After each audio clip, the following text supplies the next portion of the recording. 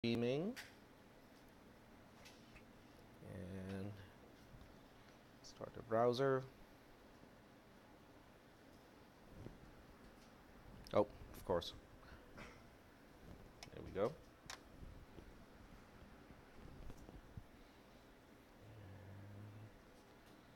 Restore. All right. So are there any questions about this slide? This is where we left off.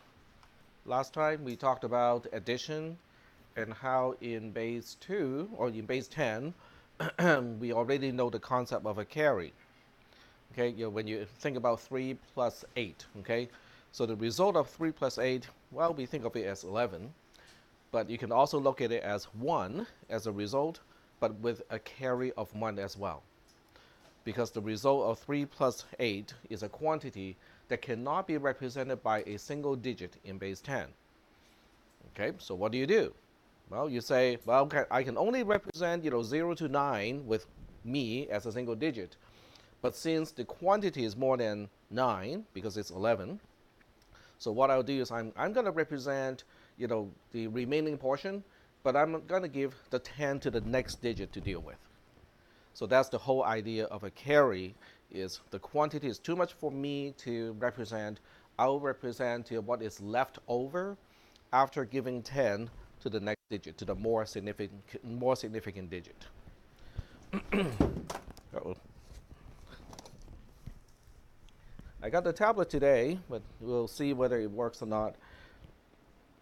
And the last portion here talks about how in computers we use base 2 as a representation of numbers. And the exercise is just doing base conversion, so that's not a whole lot after what we talked about last time. This morning I was actually tempted to make a short video clips, kind of like when you watch TV series at the very beginning. They would have like previously, and then they give you very short clips of what happened in a previous episode. But then I thought, that's too much trouble, so I didn't do it.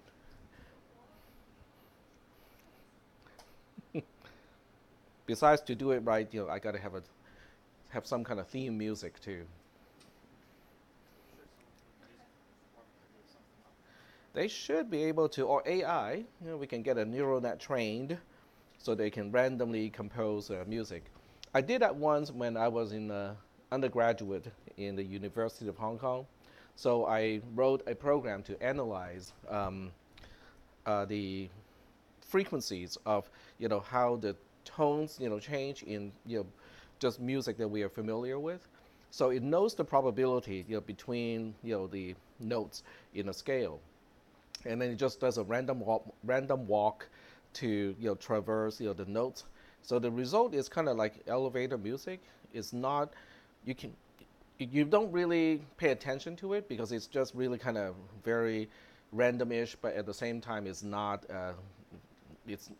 bad. Okay, it's just random stuff going on. So that was kind of interesting. All right, so we're going to start with binary number addition today because we are done with base conversion unless there are questions about base conversion. So are there questions about base conversion? No questions about that? Okay. Well, we can get back to that, if there are any questions. But for now, what we'll do is we'll start with binary addition. Yep.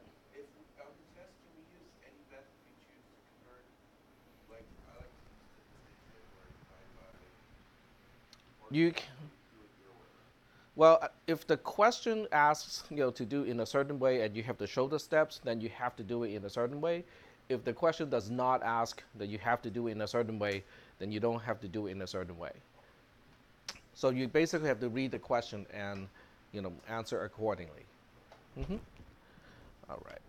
Okay. So, yep. Oh, okay. I thought that was a hand that was stretching. All right. So the first part is something that we just talked about a little bit earlier. In base 10. Okay. So let's not think in base 2. Let's think in base 10. So in base 10, when I ask you what is 7 plus 5, okay, the answer is 12 is a good answer, but if you want to understand how to do multi-digit addition, then you say it is a 2 with a carry of 1. Is that making any sense? All right. So the concept of carry is relatively simple to understand, and we already know how it works in base 10 numbers. So here's base 2. We talked about this briefly last week as well. So there are 4 possible cases when we are dealing with base 2 addition. In other words, the table that you have to memorize is pretty small compared to base 10. If I ask you, how do you know that 7 plus 6 is 3 with a carry of 1, how do you know? It's memorization, right? Yeah, because I don't see anyone, pulling out, Lego pieces. Okay, this is a 7 peg piece. This is a 6 peg piece, and this is a 10 peg piece. And then you compare and go like, that's a little bit more than 10. Okay, what is the leftover? We got 3 left over, so it is 3 with a carry of 1. Now we used to have to do it that way when we were first learning addition, and if I remember correctly, that's in first and second grade. Is that about right? Okay, when we start to learn about addition and the concept of carrying. But we don't do that anymore simply because of memorization. But there's a lot to memorize. Okay, now you think back, it's like, well, it's not a big deal. But when you were learning addition, it took you a lot of time to practice and perfect, the addition memorization. Binary is easy. So we'll go through these one by one. We went through some of these before, but it doesn't hurt to kind of go through these again. So the first one is 0 plus 0 is 0. Do you think that depends on the base? Nope, not at all, okay? If you got nothing and someone gave you nothing, you end up with nothing. Exactly. So obviously in this case, there's also no carry. The next case is 0 plus 1. You got nothing, somebody gave you 1. So now what do you have? 1. Okay, does it depend on the base? Nope. 1 plus 0, kind of the same thing. And then the last one is the only one that's kind of tricky. Okay, 1 plus 1 is 1 0 in base 2. But we kind of know why it is 1 0 in base 2, because each digit in base 2 can only be a 0 or a 1. Well, that means we cannot represent the quantity of 2 using a single digit in base 2. So what do? Well, we use the concept of carry. So that's why the unit, or digit 0 has a value of 0. But we say, oh, digit 1, which is representing the quantity of 2's, okay? And go like, okay, you can represent, the quantity of 2 because I cannot. Is that making any sense? Okay? So what we say is 1 plus 1 in base 2 is 0 with a carry of 1. All right. So moving on, we are just, this is just the further explanation of the same concept. So if you want to relate this back to base 10, we are basically talking about something like this. 5 plus 5 is 10 in quantity, but we cannot represent a quantity using one single digit in base 10, which can only go from 0 to 9. And that's why it is 0 with a carry of 1 when you're considering 5 plus 5 in base 10. So it's the same concept in base 2. Are we still doing okay so far? Okay, all right.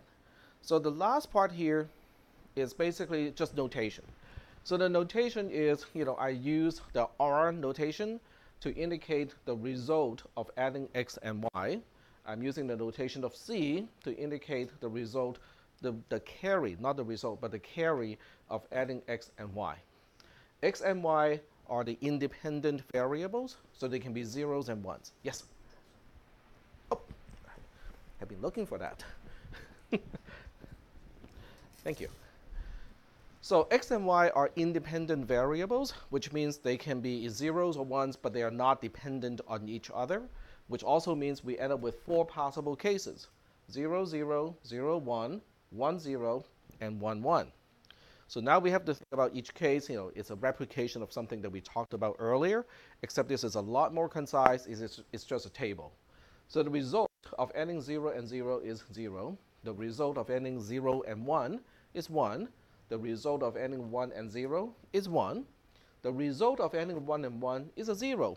As far as that one single digit is concerned, 1 plus 1 has a result of 0 as for that single digit. Then we think about the carry. 0 plus 0 has a carry of 0. 0 plus 1 has a carry of 0. 1 plus 0 has a carry of 0. 1 plus 1 is the only time that you have a carry of 1. It's just presenting what we talked about a little bit earlier in a much more concise way. Do we have any questions about this table, which separates the result of an addition or the outcome of an addition into two parts? Okay, what happens to the digit itself and what happens to the carry? Is that okay? So let me ask you a question. If I'm looking at a table like this, but using base 10, okay, how big is this table going to be? X and Y will still be independent variables, but X can go from 0 to 9, and while X is a particular value, Y can go from 0 to 9 as well. So the table is going to be 100 items long. Is that okay? And one of those entries, it may be, X has a value of 7, Y has a value of 6. In that case, R of XY is going to be the result, which is 3. And then the C of XY is going to be the carry, which is going to be 1. Is that making any sense? So I just want to kind of relate this back to base 10 because we are familiar with base 10. But now you can see how base 2 is really cool because the table only has 4 entries, whereas the base 10 table has got 100 items. And of the 4 entries here, only the last one looks a little bit odd, right? The first 3, easy peasy. Yep. If we have 3 digits, right now we are only concerned about 1 digit. Okay, so we'll talk about multi-digit, a little bit later. Okay. So if this table is okay so far, then we'll go ahead and talk about multi-digit addition. So the first thing we'll do is we can look at this particular example. Not sure. Oh, okay, that's a period. Okay, so this is not 78.7. We are concerned about this single addition here.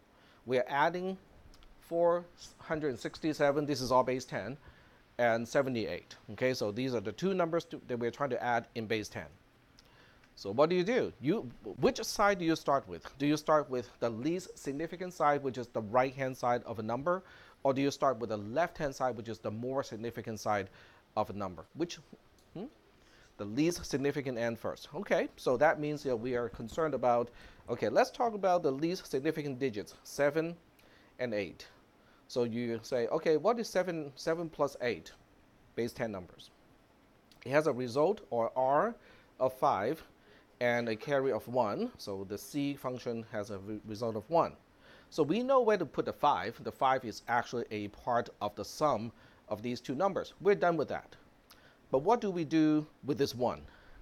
Well, this 1 has to be added to the sum of 6 and 7, which are the digit 1 of these two numbers.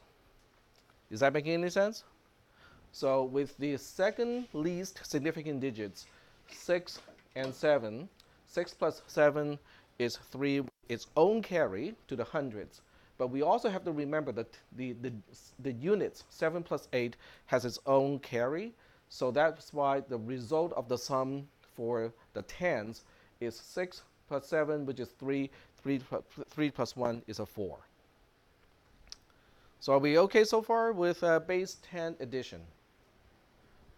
Okay.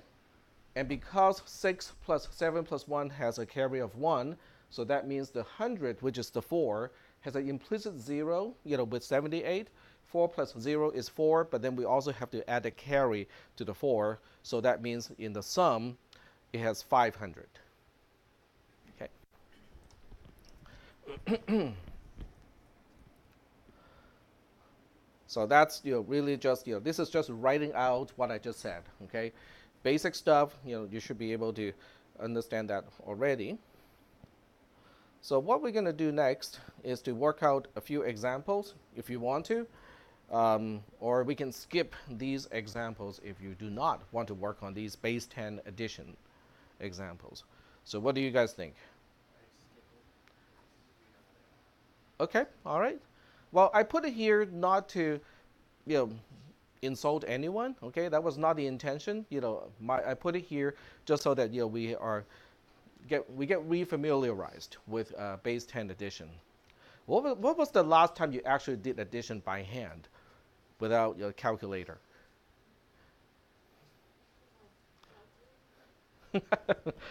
Because we have apps, we got calculators and whatnot. So a lot of times we don't go through the motion of adding anymore, but the mechanism of adding is very important in this class discussion, and that's why I bring up these examples. But if we don't need to do it, we're not going to do it. All right. So starting from here, I have some notations. So the notations are starting from here. So we are going to name the addend. Okay, there's a name for numbers to be added. So it's called x and y. So we just call x as a number that we are adding, and y is the other number that we are adding.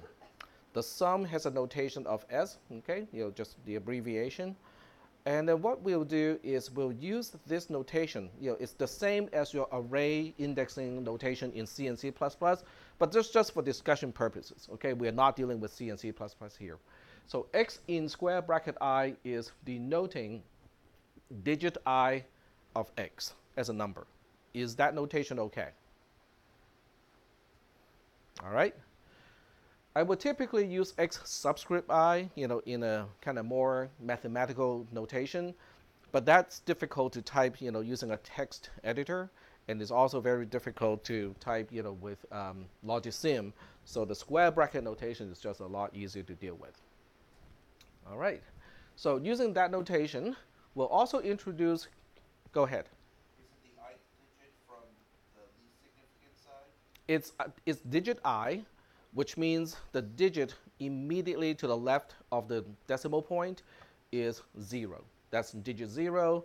And then to the right-hand side of the decimal point is going to be -1, -2, and so on. So, yeah, so digit I it's the same notation as in the base conversion notation. So are we good so far with the notation? So x has its own digits, y has its own digits. So we'll also have k for carry, as the carry bits. So I is going to be the carry that you have to add to that column. So K0 is also known as carry in, because that is the carry for digit 0, which normally is 0. We assume it's 0. But in the more general case, we just say that it can be 0 or 1, or 0 or 1 in this case.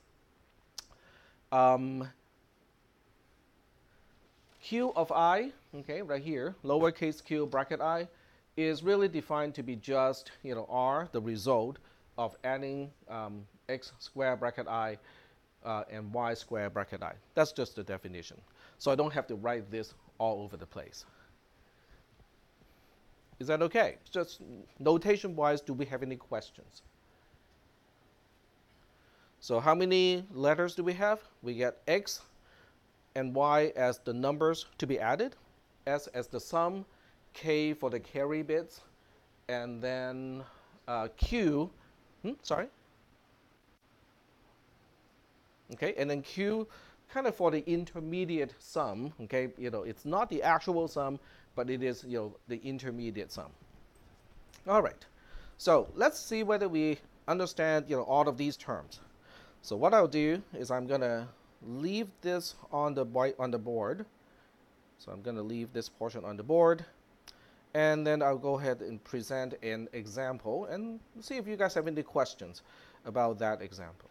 And we'll try a simple example in base 10 first, and then we'll move on to talk about base 2. All right, so I'm going to do a multi-digit addition, and I'll just give you an example of 974 plus 815. Okay, now let's make it 17. There we go. All right, so in this case, up to this point, we know a few digits already, don't we? We know x bracket 0 is 4 because it is the unit digit of 974. X bracket 1 is 7. X bracket 2 is 9. So do we have any questions about the notation? What goes into the square bracket and what it is used for? It's just for designating which digit are we talking about. I typically use x as the number on top and y as the number below. So that part is pretty universal to all the discussions in this class. So now we have y, not surprisingly, we know what y bracket 0 is. Okay, it's 7. Y bracket 1 is 1. And then y bracket 2 is 8. Now, you can always say that there are always implicit more significant digits, except they're all zeros. So that's why we typically do not write those until they're necessary. Is that okay? So all the more significant digits are zeros. They're just implied. Are we good so far? Okay. So now we get to the Q's. Okay. So remember what I said. Okay. So if this particular row is representing the Q's, what do you think is Q0? In other words, I don't really care about the carries. I'll just look at 4 plus 7 and go like, what is that one digit being able to represent? 1, very good. Okay. So then we put a 1 here. Okay, so put a 1 here. What do you think is Q of 1? Sorry? Nope. We're not considering carries whatsoever. It's just 8. Okay, so we are not taking into consideration any carries when we look at the Q's. So with that in mind, what is Q of 2? It's just 7. Yep, very good.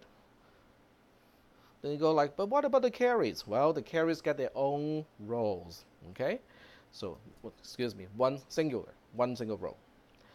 So now, so this is the part where we diverge a little bit from what we normally do. So K bracket 0 is what we call a carry in or input carry. We can assume it's 0 for the most part. Okay, so we'll just say that we assume this one is 0, which is typical for a normal addition. But then K1, what do you think K1 should be? K1 is a 1 because 4 plus 7 has a carry of 1. So that's a 1 going into here. All right, so we just say that's a 1. And let me backfill all of these things. This is K0, and this is K1. And what do you think is going to be K2? K2 is a 0, right? Now, why is K2 a 0? Because 7 plus 1 is an 8. 8 plus 1 is a 9. So there's no carry going to the hundreds. So K2 is a 0. All right. What about K3? Sorry? K3 is a 1. So K bracket 3 is a 1 because we are talking about 9 plus 8, which already has a carry of 1 to the thousands. Okay, so let me backfill all of this stuff. Okay. So this is going to be a 0. Huh? K2 is, oh, okay. It's a 0. Thank you. Good catch. All right, so we are now talking about the sum bits. So the sum bit for digit 0 is 1 because it's 1 plus 0. The sum bit of position 1 is 9. The sum bit of 2, this is digit 2, is 7. And then digit 3 is a single 1. All right, so we just write it here. It's a 1, it's a 9, a 7, and a 1. So I know you guys how to do base 10 addition already. This example is only here to clarify what the x bits are, what the y bits are, what the q bits are, k bits, and also the s bits. Well, I should not say bits for now because they're all digits. They're not binary digits, but we're going to go into binary mode very soon. So that means I really need to ask you another quick question. What is a bit?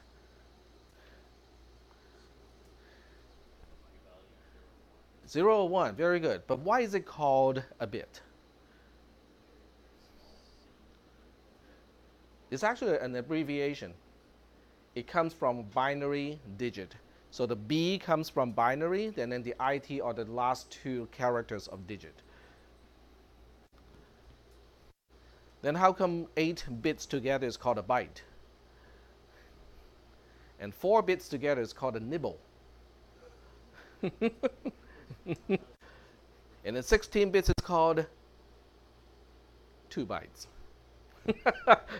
There are no special words for 16-bit or 32-bit or 64-bit. So we don't have a charm or, you know. All right. So is the notation okay so far? All right.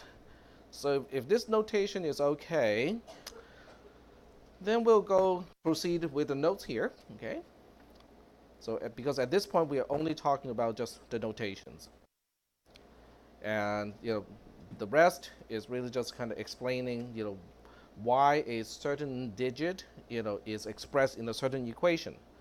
Let's figure that part out, okay? So now what we're doing is we're abstracting.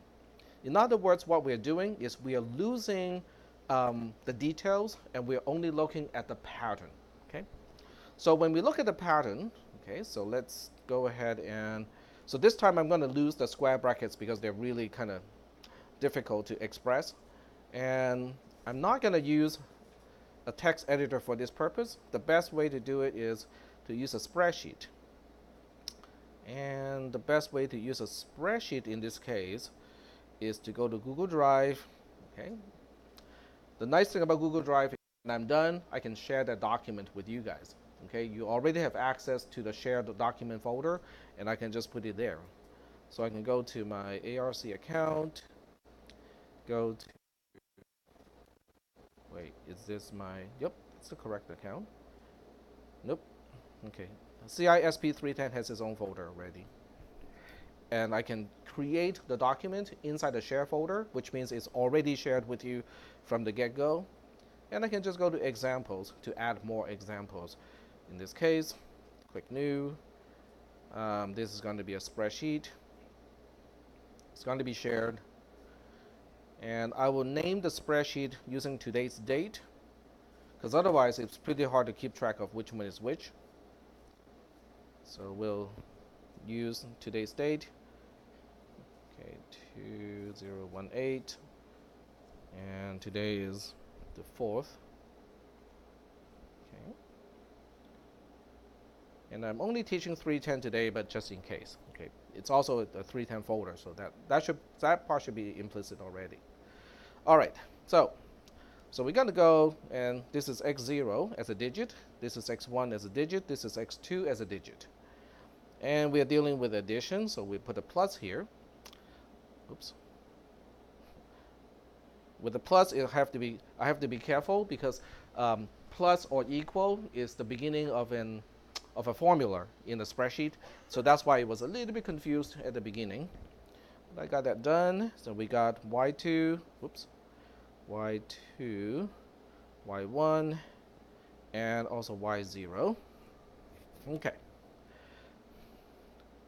So this is Q0. So tell me again what is Q0 by definition. It's the R applied to x0, y0, right? And the same thing for this guy, okay? It's the result of x1, y1. And this is the result of adding x2, y2. Are we doing okay so far? Okay. So now we are getting down to the carries. Now the carries are kind of the more difficult ones.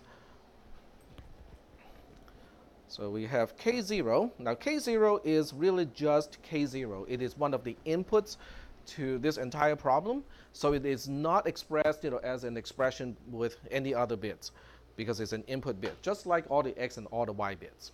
Okay? But K1 is a little bit tricky. So let's figure out what K1 should look like. So K1 is what? Well, there are two ways K1 can end up with a non-zero value, right? Because it can be the carry of adding x0, y0, but it can also be the carry of adding the result of adding x0, y0, and K0. There are two additions in each column. Are we doing okay so far with that? All right. So now we have to kind of think about this and go like, how do we express this? We can express it like this. Okay, this is the carry of x, adding x0 to y0. That can give us a carry of 1 or 0. And then we can just use arithmetic addition at this point. And then we'll say, oh, but guess what? There's another way we can end up with a carry of 1 here, which is the carry of adding the result of x0, y0, which we know as q0, and k0, which is another input bit.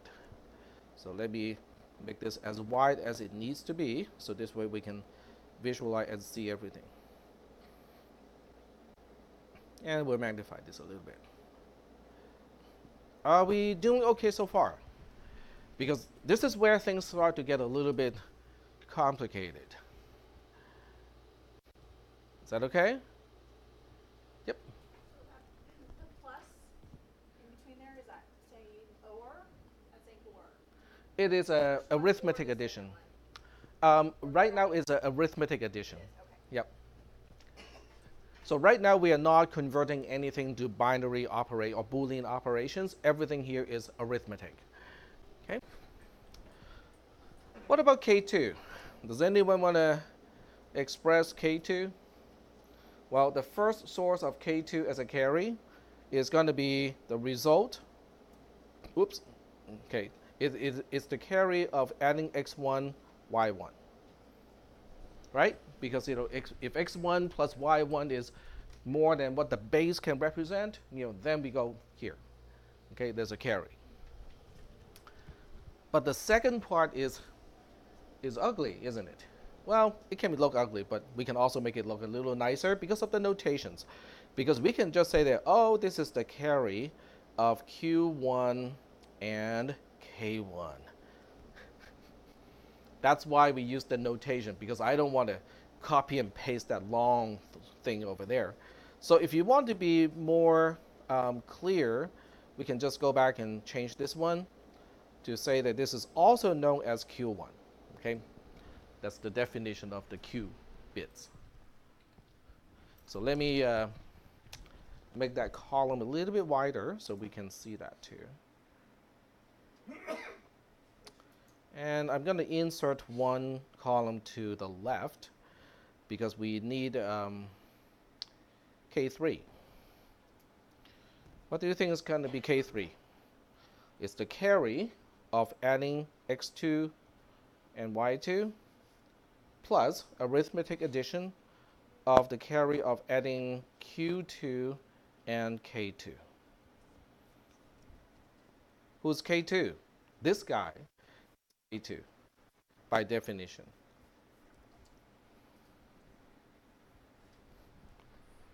Are we doing okay so far with the notations? Is that okay? All right. So now we can look at the sum, okay, which is the last row.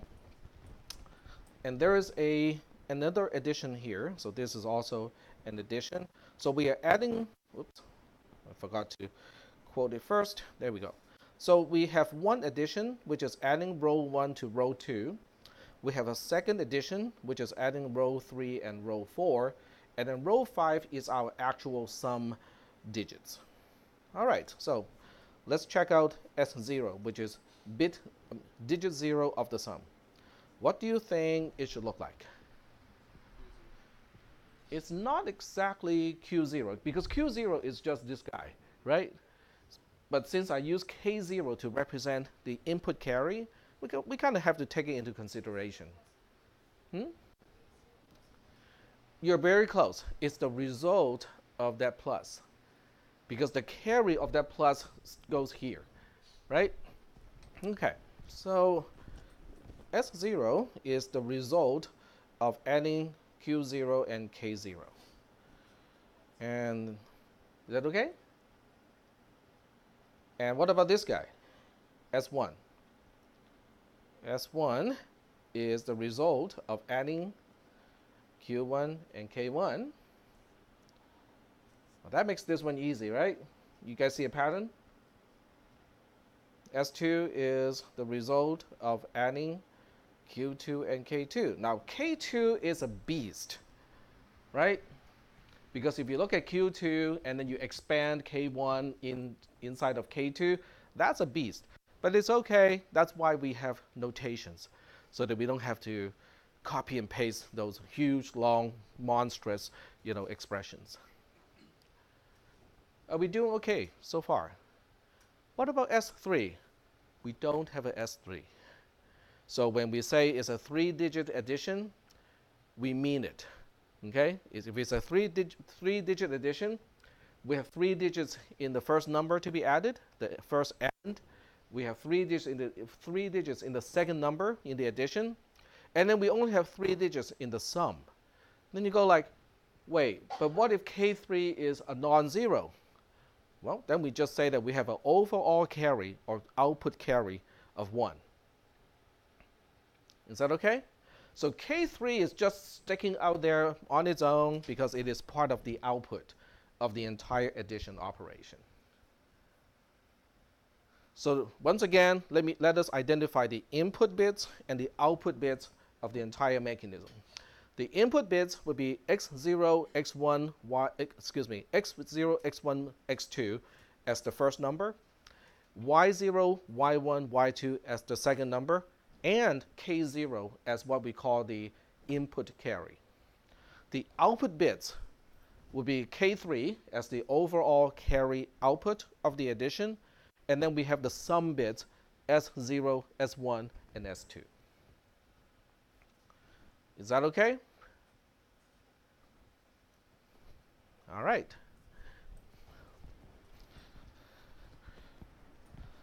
So you look at this and go like, I wonder whether this works or not, okay?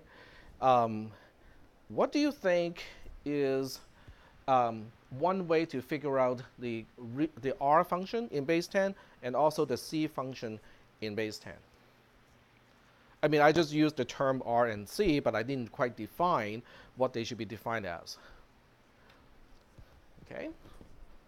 It's not very important in the grand scheme of things in this class, but I'm going to say for base 10, R of xy should be what? X is a base 10 digit, a single base 10 digit. Y is a single base 10 digit. And I'm only worried about the result of the addition. The carry is, somebody else is going to take care of the carry. Okay? So what are you going to do? How are you going to implement the R function? In other words, if X is 7 and Y is 6, I want this result to be 3. So what operator in C and C++ are you going to use? Exactly. So use the mod operator. Cool. So this becomes X plus Y, the whole thing, mod 10. Very good. I like it. What about the carry? So CXY is going to be what?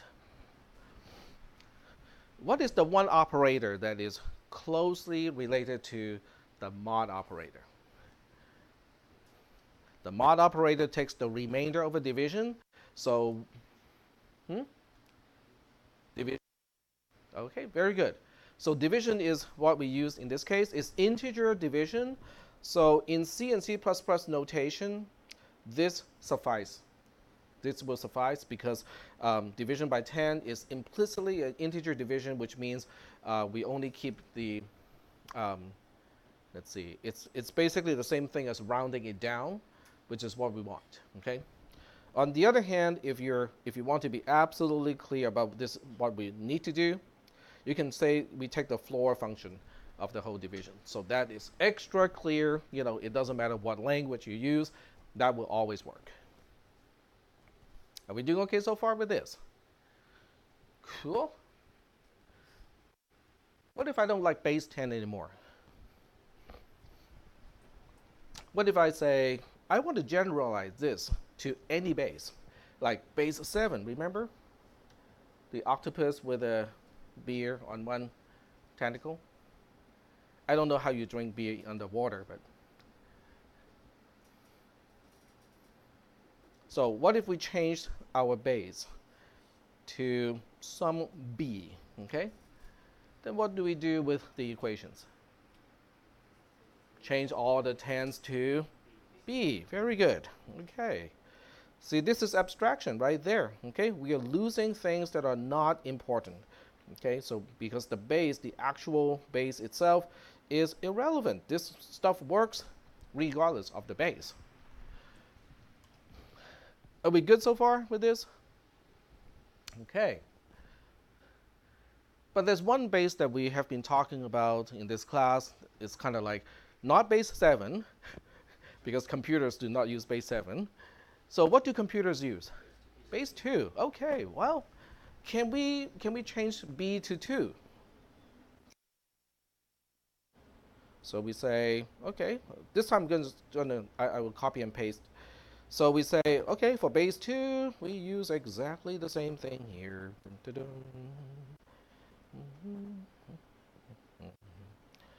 All right. All right, that seems to work. Right? But guess what? Mod, yeah, go ahead.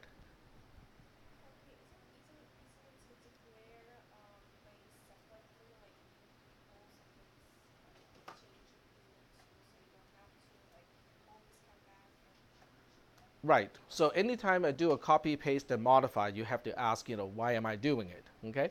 Yep. Yeah.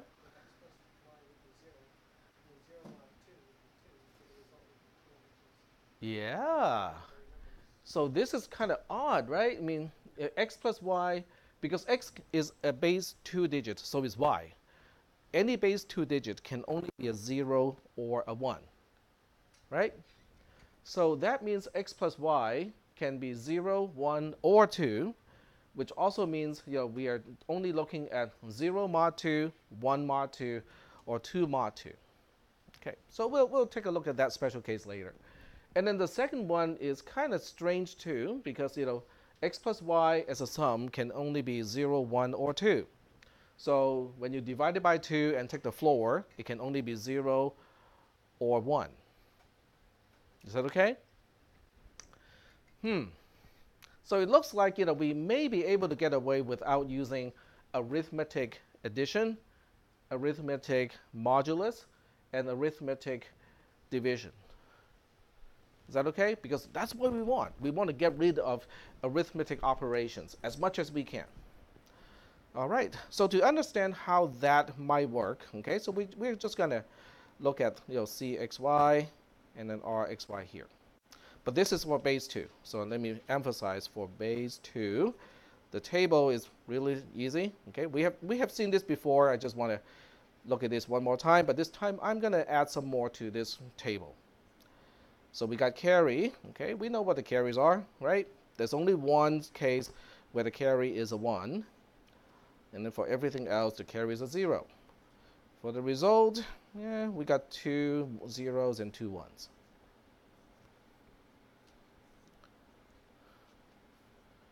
Okay. Is that okay so far? Yep. Row 3 should be 0, 1. Row 3. 21.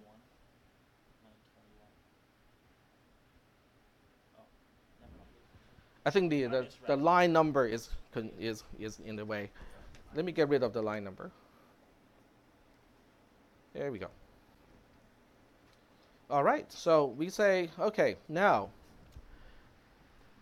what does the carry column look like?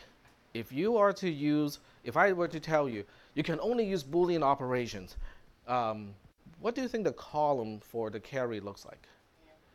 Looks like and, right? Because 0 and 0 is a 0, 0 and 1 is a 0, 1 and 0 is a 0, 1 and 1 is a 1. It matches exactly. That's kind of nice, because now we can say, oh, we don't need arithmetic operation anymore. We can just say this is the same thing as x and y. Logical and. Kind of cool. The result, on the other hand, looks a little weird. Yep. Say that one more time. Not if and only if is one way to express it, but we don't have if and only if in C and C++. Yep. We can use a or somewhere, okay? It's not going to be a simple one, okay? So that's the problem with the result. It's not going to be a simple one unless you want to use a particular operator. We'll define that operator later. But only using C and C++ operators, what are you going to do? There's a way to cheat in this case, okay? So every time you want to say, okay, everything is Boolean, and we want to re-express a column as a Boolean expression, but it can be as complicated as we need it to be. Yep. So you're close. Okay, so what we do is we look at every single row that has a result of 1. Okay? So in this case, this is a row with a result of 1. This is the row with a result of 1. Yes?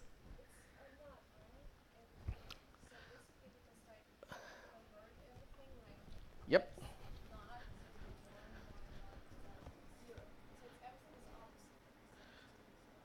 Right. But we want a very systematic way to do this, okay?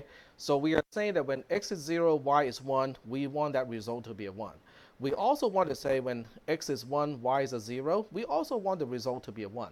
So instead of trying to do something that's really complicated, we just say that for each row where we need a 1 as the result, we just find the simplest conjunction to give us a 1, okay? So in this case, the simplest expression to give us a 1 is not x and y.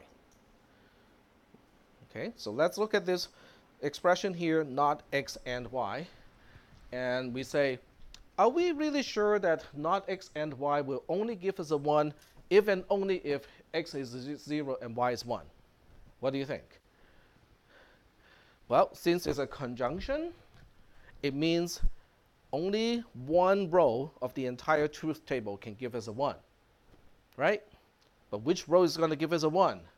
Well, it's a negation of x, which means when x is 0, not x is 1. Y is not negated, so we need y to be a 1. So we need x to be a 0, y to be a 1 in order for this conjunction to give us a 1.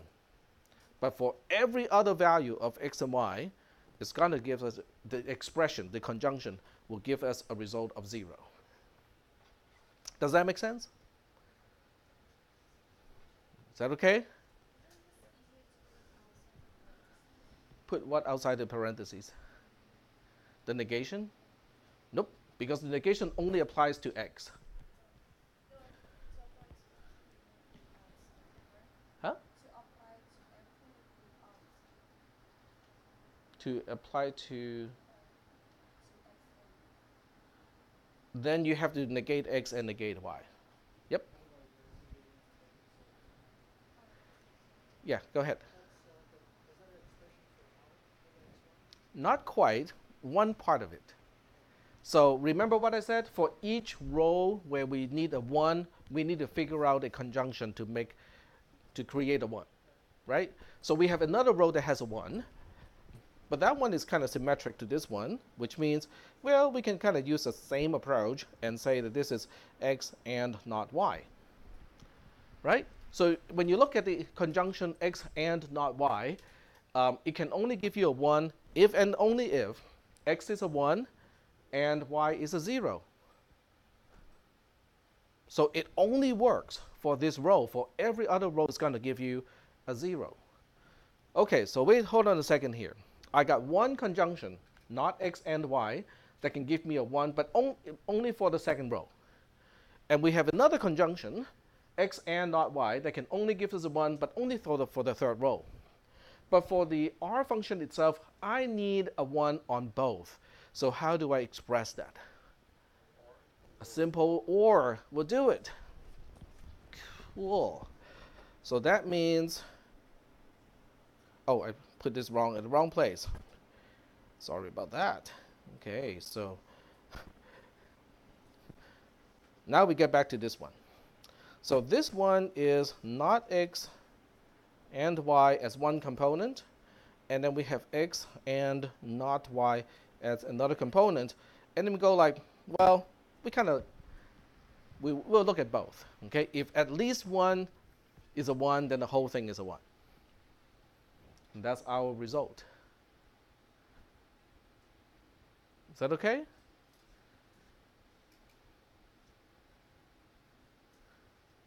Now this is a long and clumsy way to say x exclusive OR with y.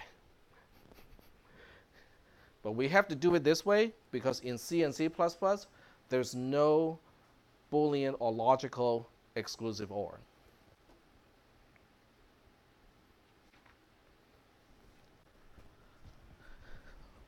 So if you want to simplify this, and the programming language supports it, you can say this is just x exclusive OR with y. Exclusive OR can be spelled in two ways or abbreviated in two ways. XOR is one, and then the other one is EOR,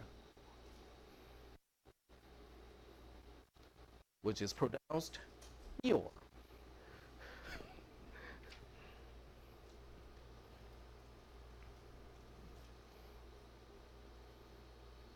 I think Disney may have a problem with me using EOR in my class.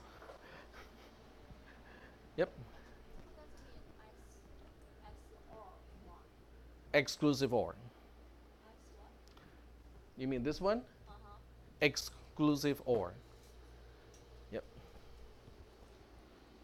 You can look at this expression as the definition of exclusive OR. Exclusive OR basically means if one and only one side of the operator is a 1, the whole thing is a 1. So that means 0 exclusive OR with 0 is, okay, 0 and 0, okay? Do we have exactly one side being a 1? No, so the result is a 0. What about 1 exclusive OR 1? Do we have exactly one side being a 1? No, because we have both sides being a 1, so 1 exclusive OR is also a 0. The only time you have exclusive OR being a 1 is when you have 0, 1, or 0, 1, like that. Is that okay? All right, so I usually forget to pass the row sheet, but this time I remember. So I'm going to pass the row sheet. I think we got time to just initial, next to your name, and it'll be fine. All right. Are we still doing okay so far with the definition of R and C? One is the result, not counting the carry, and the other one is just the carry, not counting the result. Is that okay? So what I'm going to do now is to get rid of the stuff that we don't need. So I'm going to remove this expression here, because now we have a way to express it, at least for base 2. And I'm going to remove this one too. Just like that. Do we still see any arithmetic operations on the whiteboard for base 2? No, because we have translated everything to logical operators. Okay?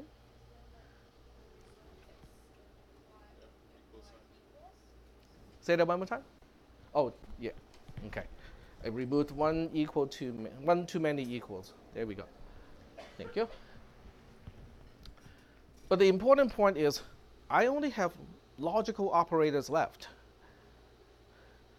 And then go like, okay, so why is this really cool?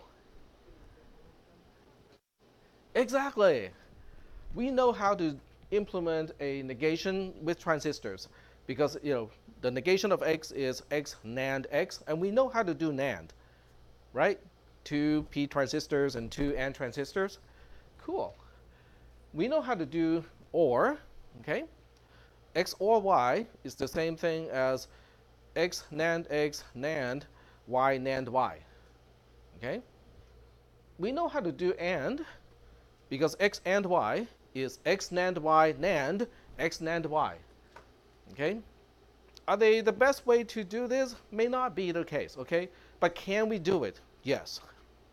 So now we have translated arithmetic operations into Boolean operations, which in return means they can be implemented in hardware using P and N transistors. That is significant. But then you go like, yeah, big deal, okay? We can only deal with very simple additions, okay? This is like the simplest step of addition, right? Well, fine. So what we do is we plug all of those equations back to, oh, wait, I got it here. We plug all of those equations back here. Do you think this way can extend to 16 bits? 32 bits? 64 bits? Yeah. So now we know how to do addition using only logic gates. And we can extend it as far as we need, for as many digits as we need. Is that okay? All right. So based on this observation, if I were to generalize, okay, and say, I want to figure out what k of I looks like, okay? So can someone tell me what k of I would look like? I is really just one position, and I can tell you that I is not 0, so that we don't have to deal with the input bit. What do you think it's going to look like? Just generalize from what you see here, because I think most of you can see a pattern here, right? Okay, so it's going to be C of the carry of x square bracket I minus 1, the previous digit, right? Y square bracket I minus 1, and then a plus with the carry of Q bracket I minus 1, and K of I minus 1 as well. Okay? I see 2 problems with this approach. The first problem is we still have a plus here. Remember, I want to reduce everything to just Boolean operations, and we have a plus here. Okay, we don't like that plus. What are we going to do about this? Now, this time you have to be careful, because with arithmetic addition, 1 plus 1 is a 2. With logical operation, 1 or 1 is a 1.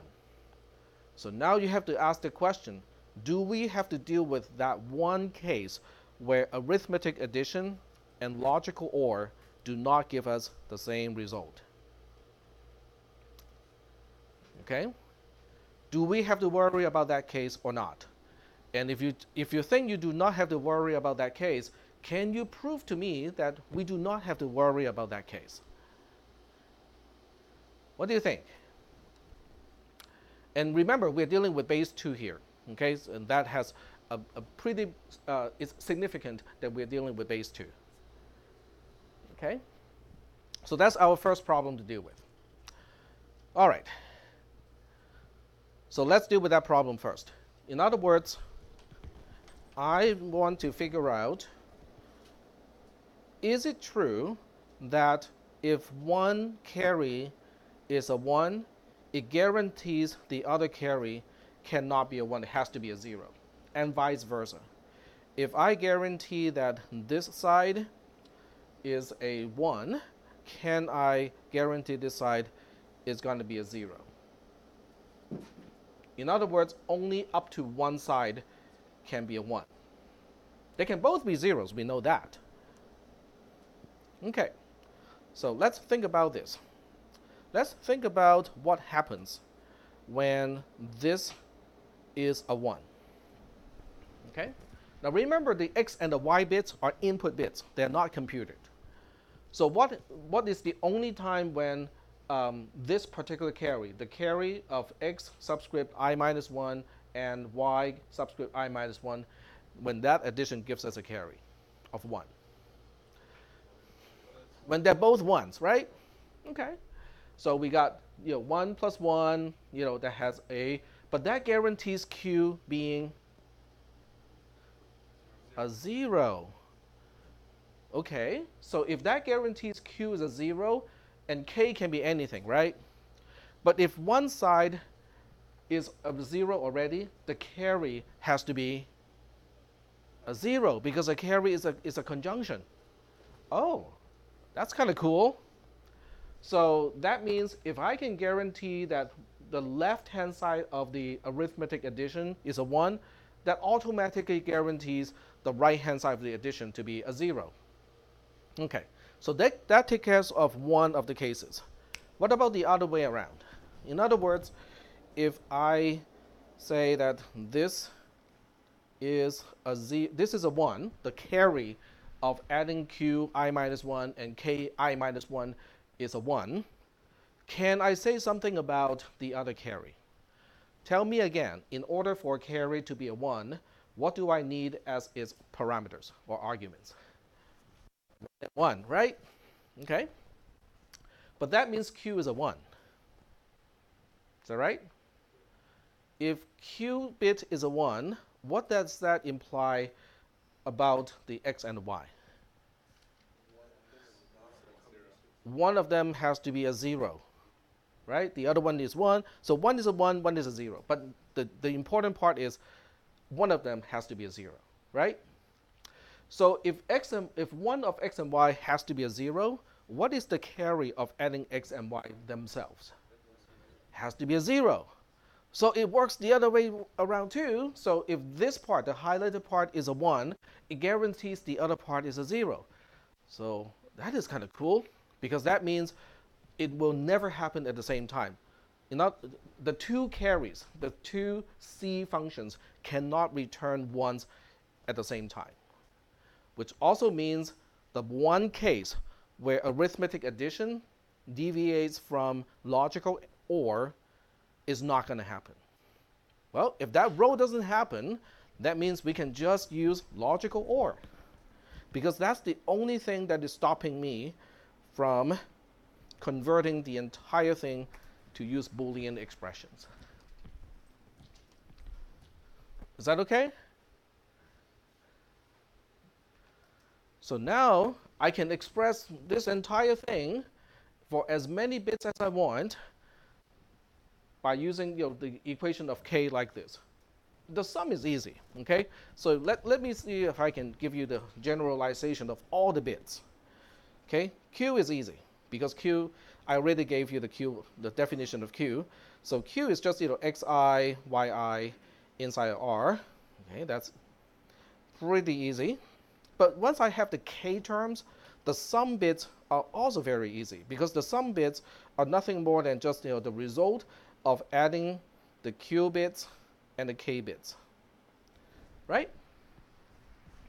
Yep. Say that one more time. The q to the y equals result of xi, correct? But isn't this xi minus 1? Nope. No, the only one that needs to refer to the previous column is the k, or the k's. Everything else just needs to refer to its own column. Okay? So the only time that it's a little bit tricky is, when I is 0, then we don't define k of 0 this way. K of 0 is one of the input bits. But for everything else, hey, we can just expand it as far to the left-hand side, on your left-hand side, as we need. Okay, so we solved the first problem.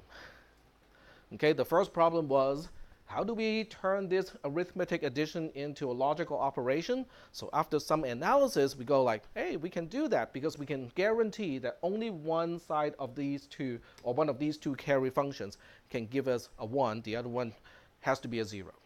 Okay? So the second problem that we have to deal with is kind of subtle.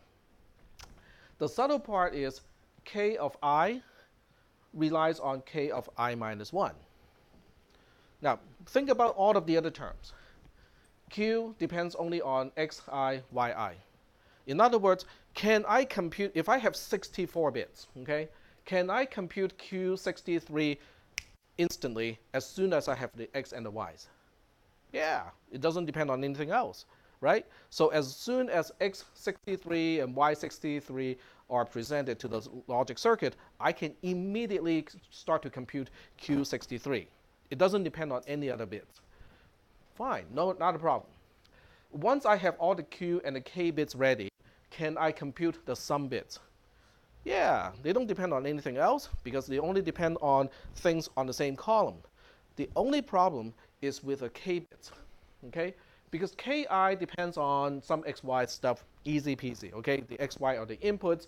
We can instantly compute the carry that only depends on the the X and the Y bits. But the second portion is a little bit problematic. The Q terms are easy too, because the Q terms are computed just like that. But the Ki minus 1 means, oh, we cannot do K of I until we know Ki minus 1. So how do we compute Ki minus 1? That relies on Ki minus 2, right? Ki minus 2 depends on Ki minus 3, and it keeps going backward until we hit K0. Now we have a little chain thing, right? This is called carry ripple. It means, the first column has to finish its carry, and then that carry is rippled to the second column, and then that carry ripples to the third column, and so on. That means the amount of time it takes to compute the sum for a 64-bit number is going to be twice the amount of time to compute the sum of 32-bit numbers. Yep. So is it a bit like recursion? Huh? Is it a bit like recursion? It is a bit like recursion, correct? Because the k of I depends on k of I minus 1. So if you turn this into a function, then you can express it as a recursive function. Yep. But that's problematic. Yep.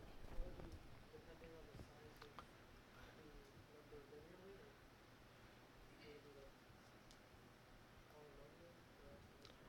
linearly, or Well, let's expand these a little bit, okay? So K0 is known to begin with because it's one of the inputs, and then K1 depends on K0, right?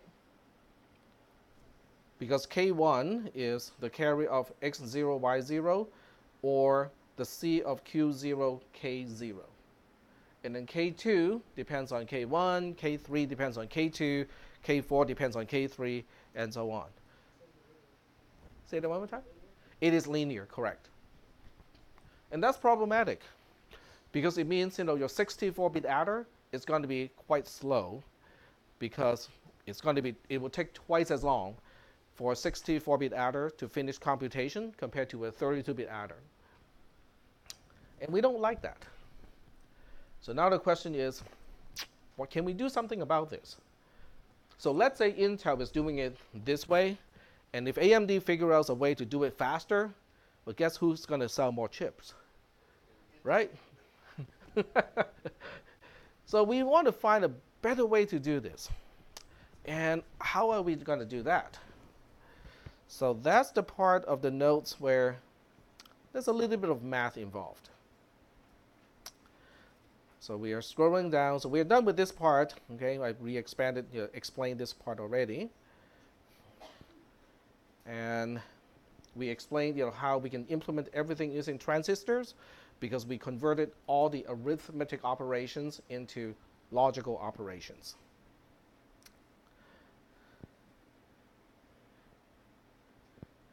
And then when we go a little bit further, okay, section 6 is very misleading. The title says, but wait, there's more. There's actually a lot more. I should have said, but wait, there's a lot more, not just more. Okay. So what we're going to do is we're going to look at some observations here. And to be more specific, we're going to look at this whole derivation in the next 5 minutes. And probably your time, like tonight, before class on Thursday. You look at this, go like, whoa, that's a lot of stuff, okay? So the first thing I need to make clear is in this whole thing, the plus means logical order, okay? When you see two terms right next to each other, it is quote unquote multiplication, but that means conjunction. The exclamation point by itself means negation, Boolean negation, and it only negates the term next to it. So it doesn't negate the entire conjunction. So in this case, it's only negating xi. It is not negating the conjunction of xi, yi, ki. All right? So the part that you can relax about is I'm not going to ask you guys to prove like this. Okay? But I do expect you guys to be able to understand this particular proof. It's disjunction, it's OR. So what I use the plus for is just logical OR. When I use multiplication, which is kind of this part, that means conjunction. Okay, so let's start with this part here. Do we have any questions about the first row? No, that's kind of the definition of things, right? Because we saw that a few times already. Do we have any questions going from the first row to the second row? What happened between here and here? How come all the C in parentheses are gone?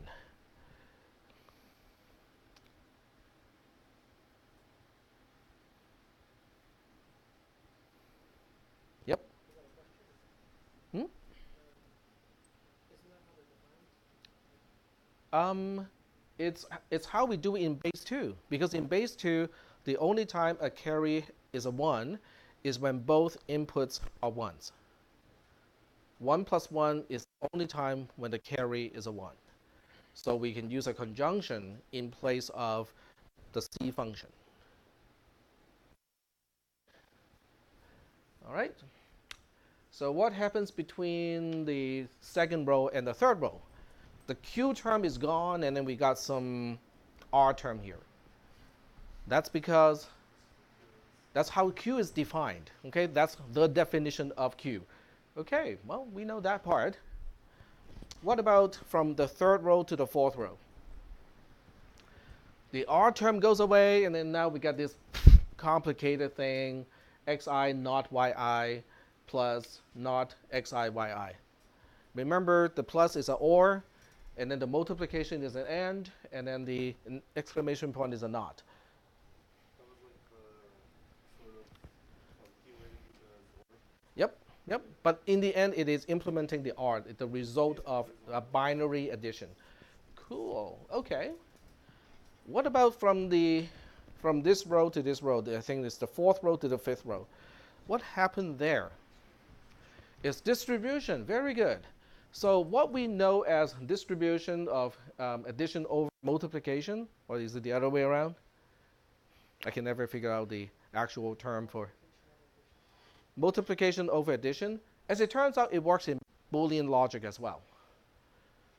So that's why we can go from the fourth row to the fifth row between these two.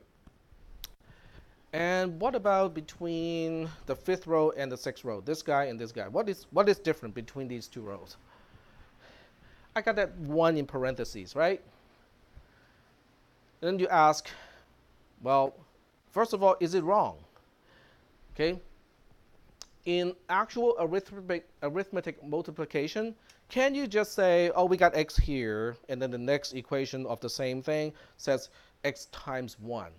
In other words, does x equal to x times 1 in arithmetics? Okay, fine, we understand that part. In Boolean algebra, do you think x and true is the same thing as x?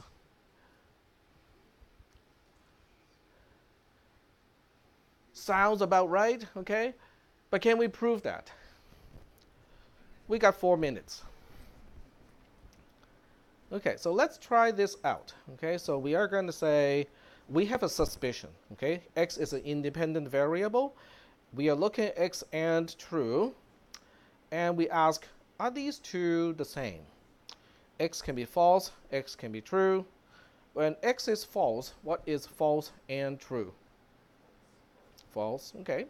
When x is true, what is true and true? True.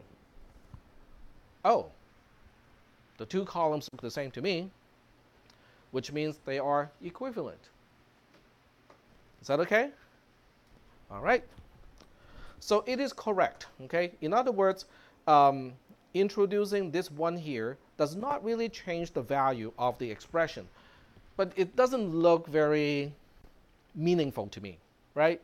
I mean, when was the last time in a algebra class that you intentionally introduced times 1 into one of the constants? Never, right? I mean, that just doesn't sound right in algebra. But here I am doing this. And then in the next row, this is weird, okay? Because it says true is the same thing as true or k of I. So now the question is, are these two guaranteed to be the same? So now we go back to here and go like, okay, here's k of I, and here is true or k of I. K of I is an independent variable, so it can be 0 or 1. When k of I is 0, what is 1 or 0? 1. And then what is 1 or 1? It's also 1. Somebody is going to say, but these columns are not the same. Well, we're not concerned about ki as a column. We're concerned about 1 as a column, because we want to see whether 1 is the same thing as 1 or ki. Okay? So just for completeness, okay? When ki is a 0, is 1, 1. When ki is a 1, is 1, 1. 1 is always 1. That sounds kind of philosophical. It's kind of like saying I am who I am, right? So these two columns, this column and this column, they are the same. They are the same regardless of whether ki is 0 or 1. Is that okay? So this is not, this doesn't work in algebra, by the way. In normal algebra, it doesn't work. This is Boolean algebra, and it works. So now we can go from here to here. And what do you think is the next one? The next row is distribution again, okay? So these are the tricks that I use, in order to do this. In some of these derivations, I just move the terms around a little bit. And from here to here, it is a factoring. And then from here to here, it is a simplification. Yi or not yi is guaranteed to be true. So this term turns into true. This term turns into true. True is simplified out because there's no need to say and true, right? So we get rid of the 1. And then when we get to here, we do another factoring. We factor out ki here, and then we have xi plus yi here. Okay, so just to kind of speed up the derivation. So once again, you don't have to know how to derive or understand Boolean algebra in this case to do all this, but I think it is helpful to understand how it is done. All right? So I do have some reading assignments for you guys to do. You guys kind of need to finish reading all of this entire module before Thursday. And the reason why you need to do that is because eventually we can now express K2 using some G terms and P terms that are introduced a little bit earlier here. But the bottom line is K2 does not depend on K1 anymore. And we have a very general way to express all the carried terms only relying on K0 and a whole bunch of P and G terms. The P and G terms are easy to compute. They're all based on X and Y. But we don't need the previous carry anymore. Which means, so that whole problem of a carry needs to rely on its previous one and that one needs to rely on its previous one, that problem is gone. And we can speed up the computation of addition significantly because of this. This is called the carry look ahead mechanism. Okay? So try to finish this part. If you stumble onto this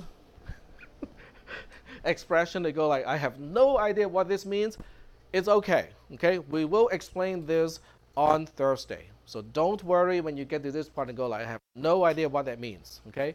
But try to read at least up to this point before Thursday.